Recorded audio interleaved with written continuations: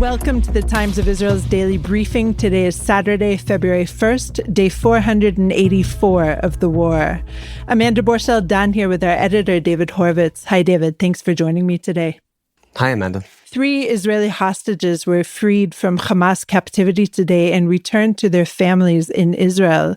Yarden Bibas, Ofer, Calderon, and Keith Siegel. We'll hear about the stark differences in today's handovers versus Thursday's bedlam and speak about what messaging Hamas was intent on getting across today. We'll also hear some of the details of the captivities of recently released hostages and much, much more after this.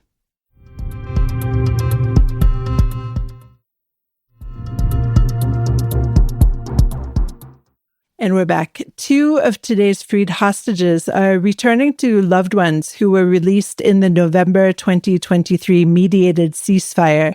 Keith Siegel's wife, Aviva, was freed in November 2023 and began attending rallies and fighting for her husband the following week. And Ofer Calderon returned to 2 young children, Sahar and Erez, who were also freed in November. But painfully, Yarden Bibas returns home knowing that there are grave concerns for the lives of his family, wife Shiri, and 2 very young sons, Ariel and Kfir. David, for me, this has been a very emotional day. How would you characterize it yourself? Yeah, I think, we knew when this started in a way that the earliest stages, in theory, would be the least harrowing, right? That it was civilian women and then it was female soldiers. And we had anticipated, I suppose, had wanted to believe perhaps that, children and civilian women would be released first. And when the Bibas children who were 4 and 10 months on October the 7th, 2023, now 5 and 2 years, when they weren't, and Shiri, their mother, when they weren't the first to be released, I think there was this sort of mounting dread, really, in Israel, and almost an unwillingness, certainly in media. The family subsequently were upset that Israeli media hadn't really highlighted this. But I think I probably speak for us and for other parts of the media. There was this wariness of, heaven forbid, we would say or write something that would prejudice things that we didn't know about. But it's been an incredibly harrowing process. And today, Yarden Bibas comes home. And we know that in the early days of this deal, when Arbel Yehud, a civilian woman, was not released in sequence, if you like, when Hamas released female surveillance soldiers before her, Israel basically, I'm not sure it was an ultimatum, but it was a very angry Israel that went to the mediators and said, this is not what we agreed. She should have been freed. And lo and behold, an additional batch of releases was arranged, and she was freed on Thursday, as you know, and we all know. And therefore, the fact that Israel hadn't been making a big official fuss adds to the sense of deep wariness. And just one more thing, if people are looking for crumbs of comfort, Hamas has made claims that Shiri and Ariel and Kfir are dead. They've not been confirmed by Israel. And shortly before Hamas started saying that, the Israeli army had said that, as far as it knew, Hamas had transferred them to the captivity of another kind of splinter terrorist group. And maybe there is a little crumb of comfort there. But the bottom line is the family themselves in the last few days, relatives have said, the news is not good. The army spokesman several days ago said there are grave concerns for their fate. And Yarden Bibas walked free today, and everyone is watching this person who has been told by his captors that his family is dead, would not know, I think, whether to believe them. I mean, nobody in Israel knows definitively, and has now come home. And as you say, rather than the warm embrace of his nuclear family, was embraced by his sister, who's been campaigning very fiercely for him, and his father, the same. And at some stage, probably already, I don't know, people would have tried to tell him what they know as gently and humanely as possible. But this is not a humane circumstance. This is a dire and terrible circumstance. And along with the joy for Keith Siegel and Ofer Calderon is this heartbreak, national heartbreak. I think heartbreak among for anyone who's aware of this. We are dealing with a monstrous terrorist organization, and you shouldn't have to remind yourself every day of what they do and what they stand for. But this has been a really terrible day from that point of view. But Hamas itself was reminding the world, essentially, of what it did on October 7th in symbolically bringing out the white trucks with Hamas militants hanging from them this morning during the release of Yarden and Ofer. Tell us a little bit about this release, and then Keith's as well. First of all, why were they released separately, as far as you know? I don't know the reason for that, but we knew from certainly last night that there were likely to be two separate areas. It may be a function of where they were being held respectively, and it may have been sort of logistical from Hamas's point of view, or it might have been deliberate from Hamas's point of view, wanting to have two ceremonies. I don't think we've got anything definitive about that now. What is markedly different was that, in contrast to Thursday, which was, everything about this whole process, of course, except for the blessing of seeing people released alive and in relatively good health, was the awful ordeal, really, that Arbel Yehud and Gadi Moses were put through. Gadi Moses is about to turn 81. He's an incredible person. Obviously, you can, if you've looked at anything in the last couple of days, you can just see it is phenomenal. It doesn't need me to comment on that. Somebody who would not merely survive but come out. The first thing he said is, he's intent on helping to rebuild his kibbutz. These are incredible people, and they were put through this ordeal of being. It went on for something like an hour and a half from the time that his captors, their captors, arrived at the Khan Yunis area where they were being released and marched them through the vast crowd. With Hamas gunmen or Islamic Jihad gunmen. I don't know which members of which terrorist groups were closer to them. I'm pretty certain that Hamas was pretty central to this, even though they were held captive by Islamic Jihad. And so they were marched in this awful circumstance for a long time from the vehicles that brought them, and then subsequently marched. It was very hard to tell in which direction, but a second march towards the Red Cross vehicles. And this whole process went on for ages, and the vehicles were reversing and going back to get people. And in the middle of this also, there were the 5 Thai nationals who I think had a less harrowing ordeal, but also had were paraded through or marched through. It was a horror show culminating, a horrible 482-day saga. Today, by contrast, the ceremonies were brief. Indeed, ahead of one of them, Hamas were driving through, I think, Gaza City in the same kind of pickup trucks that were used to invade Israel on October the 7th. And lots of people hanging off these vehicles, armed, masked, Hamas gunmen. The events themselves, again, a backdrop of a banner asserting all kinds of evil attributes to Israel and Zionism and vowing victory for the resistance and so on. But the events themselves were mercifully brief. In all 3 cases, they were walked a short distance, asked to go a few stairs up to a raised stage, to wave, hold various things that Hamas had given them, and walked off with the Red Cross. It was efficient. It was a show of competence. It was partly, I think, a function of Israel complaining and the mediators assuring Israel that the handovers would not be like they were on Thursday. We shall see. But today's was different from that point of view.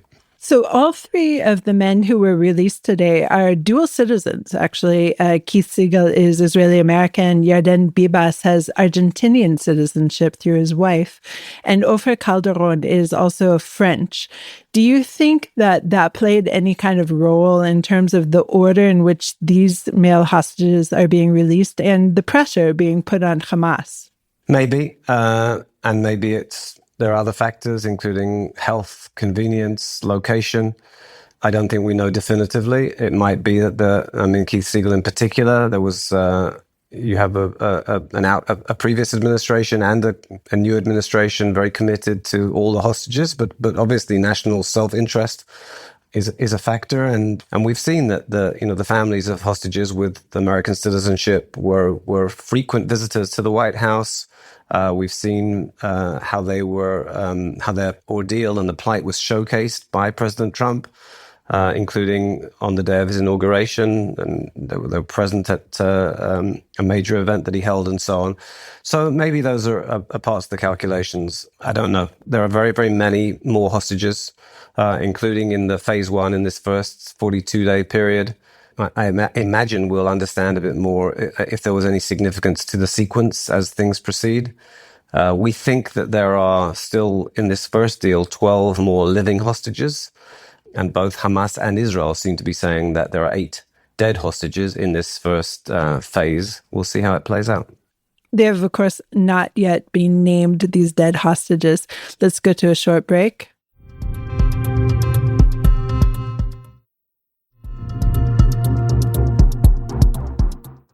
And we're back. We are increasingly hearing details of how those who are now released were treated in captivity. I'm talking about Gadi Moses, who was isolated and paced some 7 kilometers a day in his 2-square-meter room. The female surveillance soldiers who counted grains of rice to fairly divide their very meager food. And one hostage apparently convinced her captors to film a propaganda video of her, hoping that her family would see it as a sign of life. But the mother of freed hostage Emily Damari revealed yesterday that her daughter was apparently held by Hamas at UNRWA facilities in the Gaza Strip, and that her captors refused to give her access to medical treatment. David, she has talked with Starmer, the head of the UK, and how seriously do you think that these allegations will be taken by the world?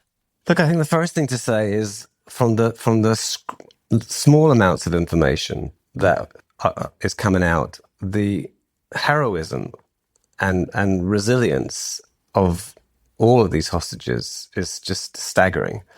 I'm sure there are reasons. First of all, that we are told that the people with them, the social workers and other medical people who are expert, have been encouraging the families, don't push them, let them tell you things at their own pace when it's, let them process it and so on.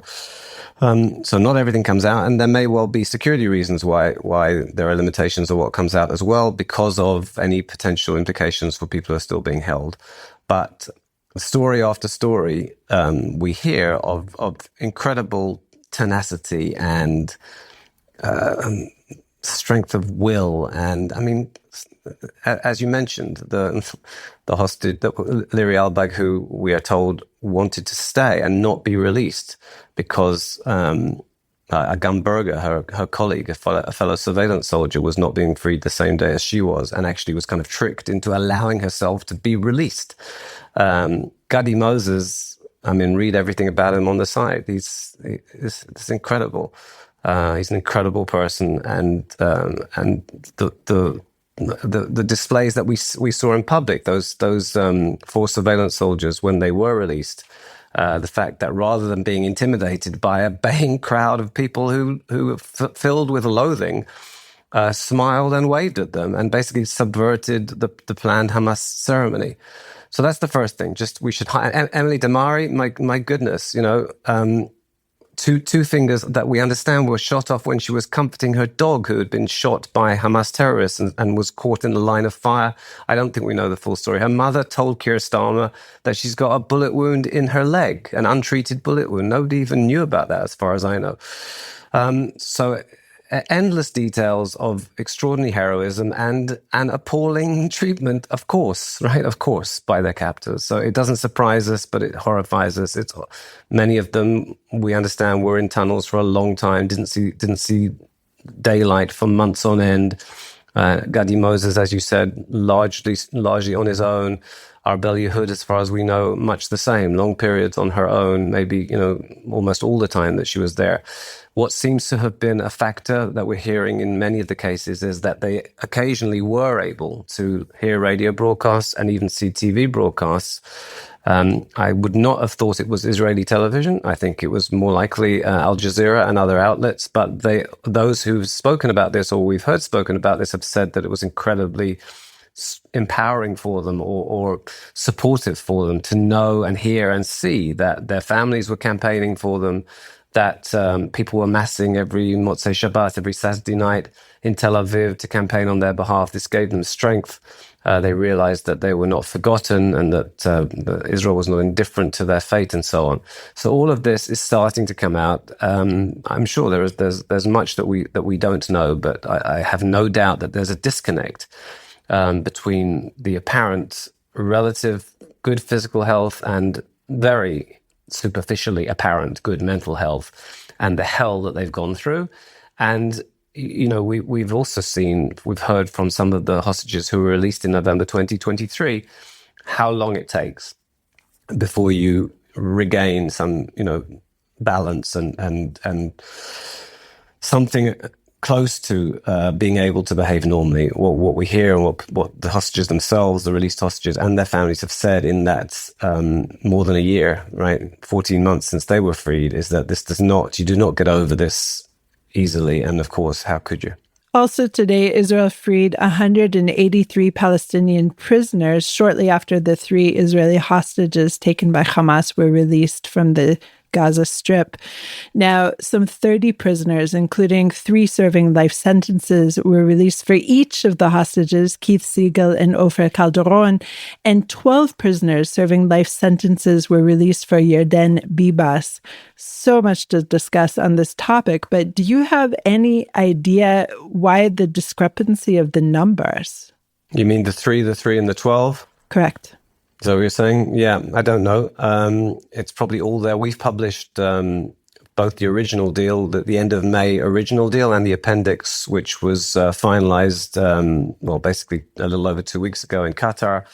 It may be that provides an answer to your question. I think it's very striking. We should draw attention to a couple of things. First of all, that very bad people are being released in various places, including Gaza, some sent out of Gaza, and many going into the West Bank. That was a big Hamas goal here. The way this deal was structured, numerous very, very serious terrorists being released fairly early in this stage, including into the West Bank. One of Hamas's goals is to bolster its standing in the West Bank.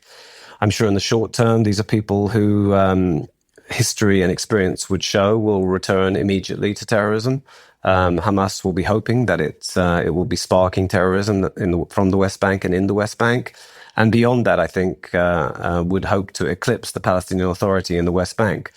It's not clear to me what's going on as of today at the Rafah border crossing, in that people are crossing for the first time after 9 months. In some cases, medical cases. In some cases, released prisoners, ostensibly for medical reasons. There's apparently a Palestinian Authority presence there, which would not have been something that Israel would have easily agreed to. I've heard various reports about there being an EU presence and some kind of an American presence there as well. I'm not sure. I hope we're not going to find out in a few days' time that, in fact, there was a major breach there and all sorts of terrible things came in, as well as who knows what was going out from Gaza into Egypt. You'd hope that that's not the case. I certainly hope that that's not the case. But things, the pace of events here and the pieces of information and goings on are such that quite dramatic things can happen and rarely and make not much of a mark, because, well, somebody says something and you heard something, but it's not clear that it's true. So I hope that people who need to be being extremely responsible and effective are being that. And the other thing we should talk about, of course, is it's Saturday evening. It's Motzei Shabbat now in Israel. And very early tomorrow morning, our time, Prime Minister Netanyahu is heading off to Washington. And it's very prestigious and impressive that he will be the first foreign leader to be hosted by Donald Trump at the White House. But beyond prestige and a signal of partnership, there is very important talking to be done there. And really, and I wrote about this just now, the goal of the war, as far as Israel was concerned, is that Hamas not be able to govern Gaza militarily or from a civil point of view, not be able to threaten Israel again, and nobody else from Gaza should be able to threaten Israel again, and they would get all the hostages back. Now, what we saw today plays into this assessment that hostages are coming back and Hamas has been massively degraded as a military force, but many, many hostages are not yet back, and Hamas is making every show, shall we say, of reasserting itself, not as a 24 battalion army, but as still a potent force, and the only player, if you like, apart from the Israeli army, which is largely withdrawing and will withdraw much further if this proceeds. The only game in town, in the worst possible way, in Gaza is Hamas. And that's not something that Israel wants. It's not something that Israel can live with. It's plainly not something that the U.S. administration wants. And therefore, these talks at the White House on Tuesday and the work of Israel and the administration in the United States is just critical, as it has been this whole period. But the end result has to be that the hostages are back and that Hamas is not able to revive and reassert itself in Gaza. David, thank you so much for joining me today. Thanks, Amanda. Thanks for listening to the Times of Israel's Daily Briefing. Please check out another installment tomorrow. This episode was produced by the Podwaves. If you have any questions or comments about this or any other episode, please drop us an email to podcast@timesofisrael.com. Until tomorrow, shalom.